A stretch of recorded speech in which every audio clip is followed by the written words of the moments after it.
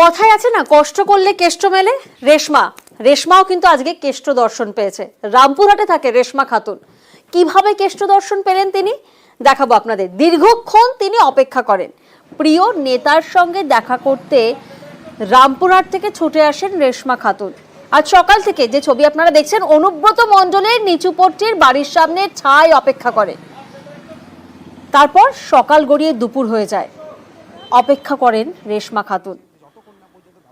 আর এরপর দুপুর গড়িয়ে বিকেল, বাড়ির সামনে কিন্তু অপেক্ষা করছেন রেশমা খাতুন। প্রিয় নেতার সঙ্গে দেখা করবেন। রামপুরহাট থেকে ছুটে এসেছেন।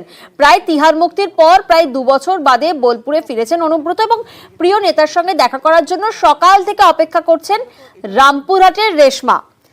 বাড়ির সামনে থেকে কিন্তু এক পাও নড়েননি রেশমা, দেখুন ছবিটা। আর অবশেষে সন্ধেবেলা কেষ্ট দর্শন।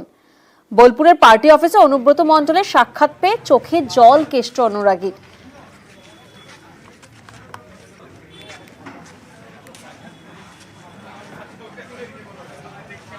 কোথা থেকে আসছেন? আমি রামপুরহাট থেকে আসছি। রামপুরহাট থেকে আসছেন, হঠাৎ কেন আজকে এখানে? গত 2 বছর 1 মাস পরে উনি বাড়ি ফিরেছেন, তো দেখা করতে এসেছি।